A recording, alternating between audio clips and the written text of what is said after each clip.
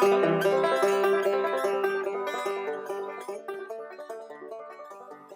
average American woman owns up to 7 jeans at a time, and on average buys at least 3 a year. The average American man doesn't fall far behind.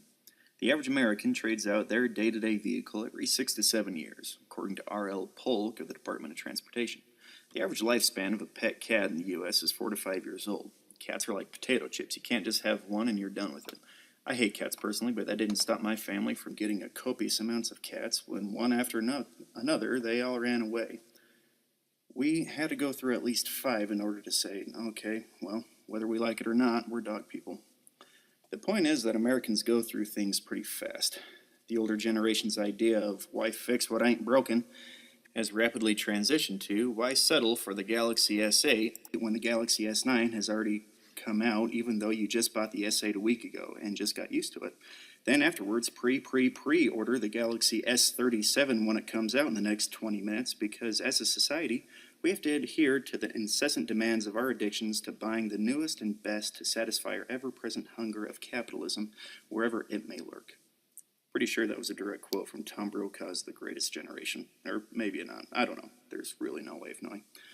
So in the world of having to buy things like the 2019 F-150 in the year 2018 because I have to impress people I don't like, where can we actually find a sense of nostalgia that reminds us of the better times of yesteryear? What is something that we know without a shadow of doubt will stay true to the tasks and chores required of it? What is something that gets better with time that we don't want, necessarily brand new of? Simply put, what is something that will just last? Like that of Kellyanne Conway in a press conference, the answers to these questions may be pretty vague. One example, however, that comes to my mind is the cast iron cookware. Now, I know that might be a little bland, or at least a little, out there of all the things to think about, but in my mind, and for the sake of this analogy, I'll just use cast iron cookware. Now, looking back, I realized that the introduction to this was a bit heavy-handed for a tribute about cast irons and a simple hillbilly recipe that consists of potatoes and bacon, but it's a recipe that does mean a lot to me. And the way to go about cooking it in cast irons also plays a great deal in the way that I, as well as many generations of my family, have prepared food for decades. Now, to get on with it, here's a brief history of cast irons and how it influenced the dish of canyon fried potatoes. Possibly the best example of cast iron cookware is the Dutch oven. For those of you who don't know what a Dutch oven is, it's time to take a brief hiatus from Instagram and turn on a Western. Really doesn't matter which Western it is, odds are you'll see one in there somewhere. But plainly, the Dutch oven is a big, wide black pot with 4 legs so you can place hot coals underneath, and a lid that makes it so you can place hot coals on top of it. To sum it up, it's a portable oven. It was actually created by a British guy named Abraham Darby, who came up with the idea in Holland in 1710. I can get more into the riveting history of Darby, but in all honesty, even I almost fell asleep while reading his bio. So, if you want any additional information about the Dutch oven and its creator, the internet's always there. Unlike my rapidly vanishing hairline, cast iron cookware is built to last. It was first developed and utilized by the Chinese in the mid-2nd century, and as the idea moved on to Europe, the sturdy yet malleable metal material was gradually shaped over the years into a more refined culinary instruments like those we see today. Cast iron cookware is not limited to the Dutch ovens. It also encompasses a great variety of culinary instruments. All manner of skillets, pots, saucepans, grills, and other hillbilly instruments have adapted throughout the years. As previously mentioned, the cast iron was built to last. During the expedition of Lewis and Clark to find the Northwest Passage that inevitably was never there, a series of cast iron cookware was taken with them. When they returned to Washington, D.C., after their long 2-year arduous journey, nearly everything was lost that they took with them and replaced with materials traded by the local natives. The only items that they brought back originally were their rifles and their cast irons. They knew the importance of these materials, not only for their convenience when cooking, but also for their survival. For everyone else who was not Lewis or Clark, the cast irons were used in a more of a domestic setting. They were, however, almost just as coveted. Many wills at the time included cast irons that were to be passed through the generations. I guess this is where my family history starts to come in. I won't really get into it, but this is where the story begins, at least in terms of our canyon fried potato recipe. So, my family consists of more Welsh and English farmers that came across the Atlantic and joined the Mormon pioneers in about the 1850s. They got to the town of Spanish Fork, Utah in 1856, and there my family has stayed since. To this day, we still have the same plot of land that we brand calves and grow corn for local butchers and restaurants. At the beginning of every summer, my uncles and I, with a few of my cousins and brothers, would take the cattle up through Spanish Fork Canyon, up through Diamond Fork Canyon, actually, a little bit further up there. And up there, we would let them go out and they would graze for a few weeks. And I remember sitting down with my uncle one time and kind of asking him just about what they did back in kind of the olden times, olden days when my family was doing this exact same thing. Because I figured it must be incredibly hard, not only due to the fact that they're looking after cows the entire time, which in my mind are the dumbest creatures God put on this planet, but also in the fact of having to camp out with limited resources back then, just kind of the average life of the cowboy. This is by no means implying that I am a cowboy by any means. I simply go out and help my uncle out every now and again with the cows. But in this case, I was just a little curious. So I asked him, kind of that same question, I guess. What did they live off of? How did they adapt? What did they do? And among all the different answers that he had, one of the biggest ones that kind of stood out to me was this recipe that he said was canyon fried potatoes. Now, when he said that, I remember thinking, well, we still have that today.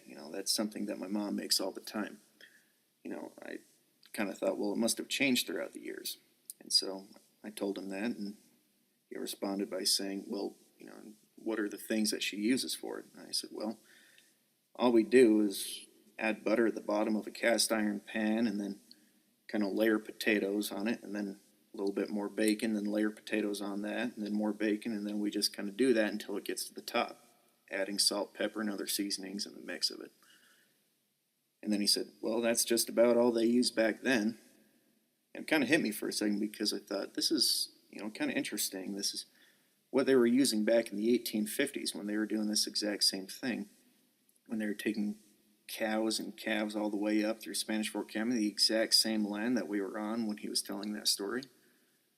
And to me, that just kind of stood out. I thought that might be one thing to actually study history and study your family's past, but it's another thing to actually participate in the things that they did, back in the day, and actually adapt that to the everyday common things that we do now.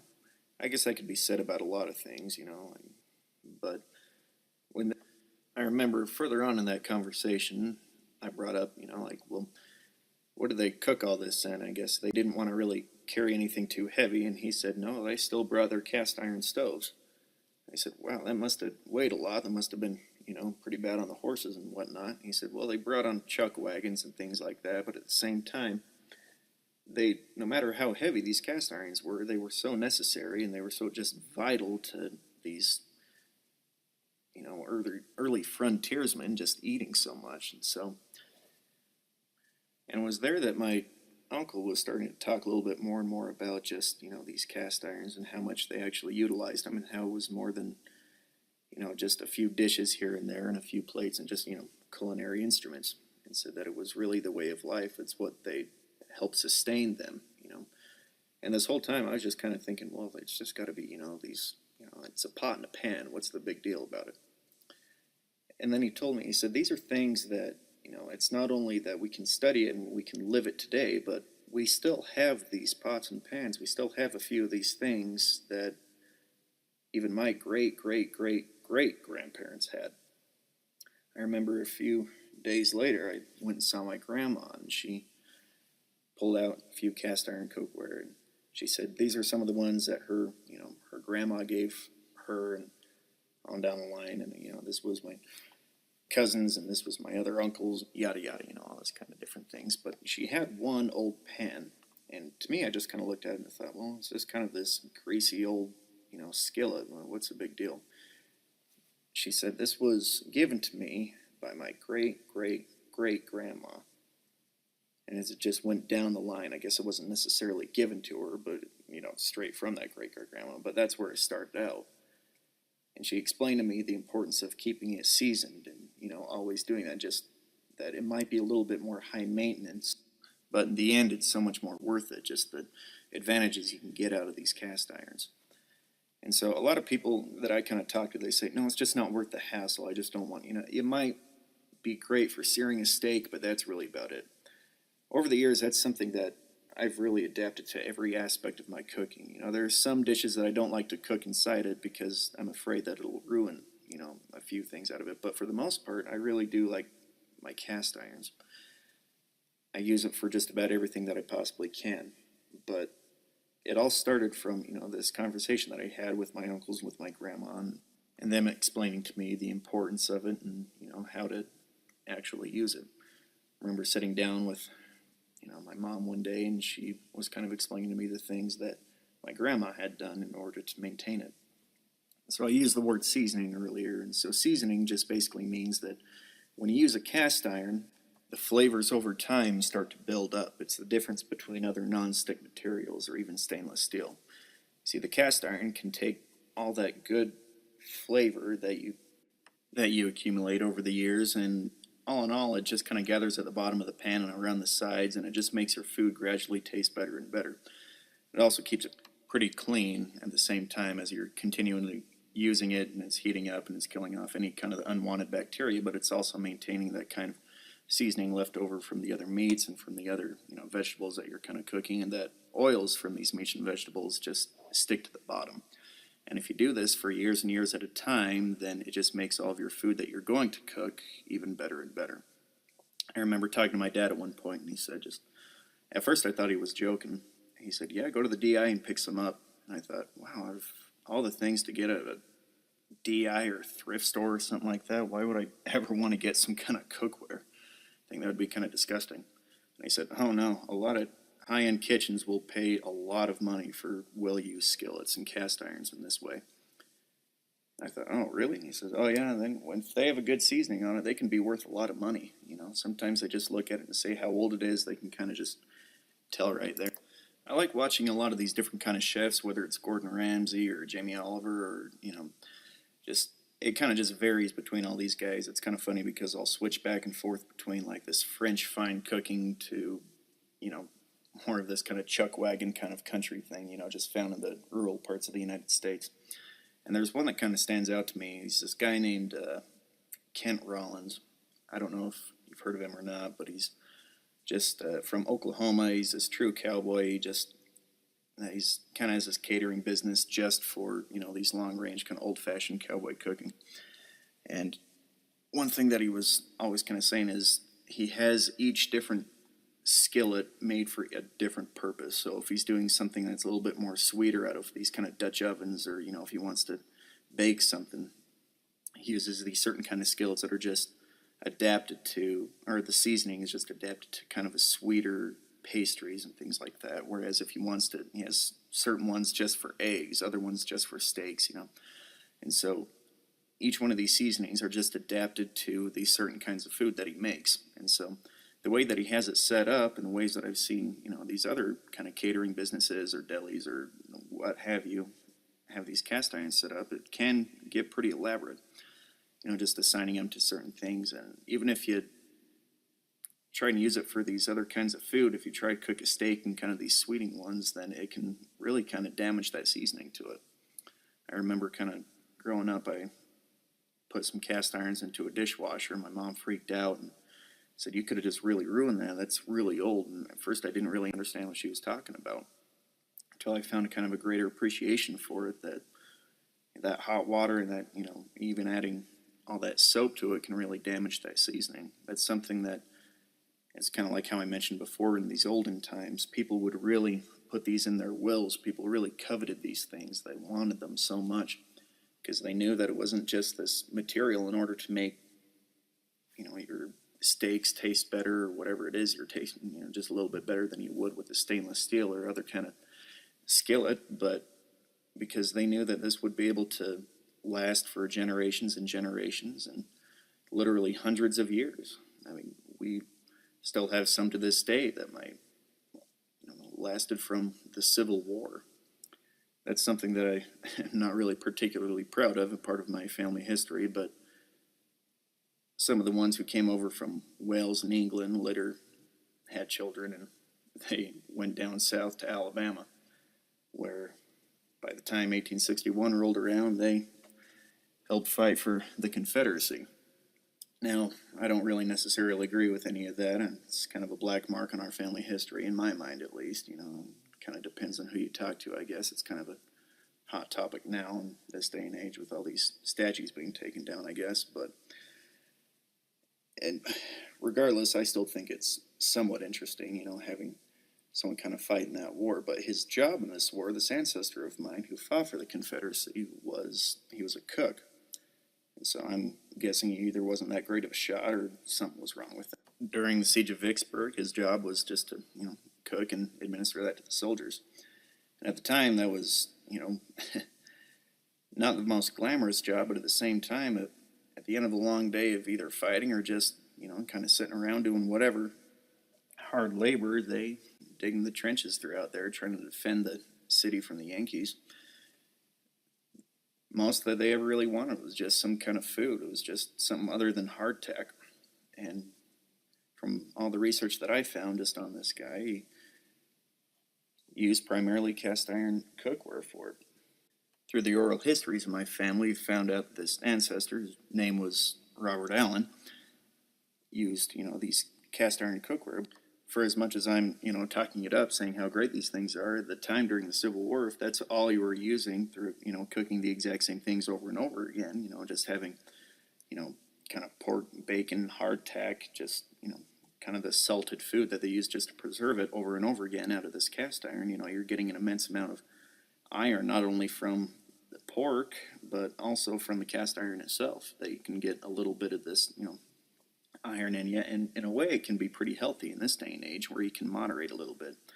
But back then it was something called death by frying pan. When you were just eating the same things over and over again, the soldiers occasionally got scurvy. They got these kind of diseases that weren't really seen too much on land as much as they were kind of on sea, when they were only eating the same foods over and over again over a few month period of waiting on a boat.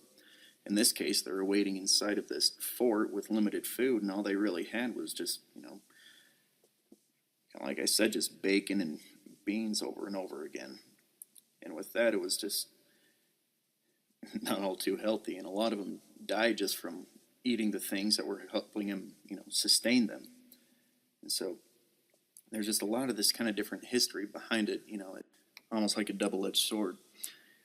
When they were able to get past the Civil War, and many of these Southern soldiers and even a lot of Northern soldiers were to make their way out west, where there was part of the cavalry, where there was part of becoming a cowboy on these long ranges, where the food was a little bit more easily accessible, then cast irons were the exact way to go. A lot of the pioneers obviously took it with them, and so after the war, they started coming out with these culinary instruments so that they could be more accessible and that they could be a little bit better manipulated, and not only on the frontier but also in the kitchen.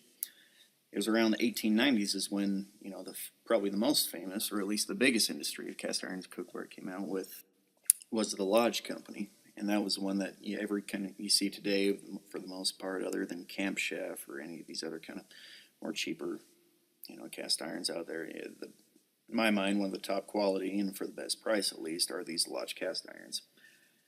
Now, I may understand that, not everyone may have this kind of history where, well, my great-great-grandpa, he had a few cast irons, maybe I could use his or something like that, but I think that it's something that everyone should at least try. Everyone should, see if they can notice a difference for themselves. Just next time that they cook something, just go out and go and buy one. It's a great investment. It's something, like I've said a million times now, you can pass on, through your family, through generations, and then just try it once. I know I did. I got one, then I got a few others, and there was just a lot of these different kind of skillets and different kind of pots and pans that you can get out of all these different companies. I love to use them whenever I go camping, whenever I go hunting or anything like that. It's every deer hunt, I always look forward to it, just because, not even necessarily for the hunt itself, but also because it's a time where I can kind of cook these things, and really just kind of the pioneer based foods, and it just kind of helps you put yourself back in that perspective of what our ancestors, when they had to come across either the plains or no matter what, they or at least my ancestors. And it just gives you a better appreciation for what, these people before us had to go through, whether or not it's even your ancestors, but it is history. It's a way to literally live that history today. It may not be the exact same, but you can at least get somewhat of an idea of what they had to go through. I really owe it to a lot of the food and a lot of the ways that we, cook nowadays, and compared to the kind that they did back in, the 1850s or so, as to why I really kind of got interested in my own family history. As you can kind of tell, it's maybe not be the most riveting or exciting in the world. Not everyone's is, I suppose. I can't say that I'm related to, some archduke somewhere in Europe or whatever, or, I'm the third cousin to some prince or blah, blah, blah. But I can say that, this is something that I can relate to. It may not be the most interesting to a lot of people, but it is, something that I really take pride in. Something that I can look back in my family history and not only say this is what we cooked, this is what we did, but it's also they took these cattle drives up these certain canyons and these certain mountains that, I'm reading these diaries and journals of, my ancestors, and I can say, well, these are the same mountains that I go duck hunting in, or deer hunting in, and these are the same lakes I go duck hunting in. They all keep the same names. I know exactly what they're talking about. They did the exact same things back then as we're doing today. Not a whole lot has changed. And then I think can be even more riveting for people who can say, well, they went through these certain places, but they've changed so drastically. We can do the history on this. And so not everyone has this, kind of flowery history behind them of, that they're related to, some incredible famous figures through our history. But I still think that to each individual person, it is, it's special to them, just like how this is to me. It's something that through this town that I grew up in, you can say that my family had roots here from when it very first started, in Spanish Fork, Utah. And that's something I'll always be proud of, something that I hope to continue on with my kids someday, or at least my family in the distant future, I suppose.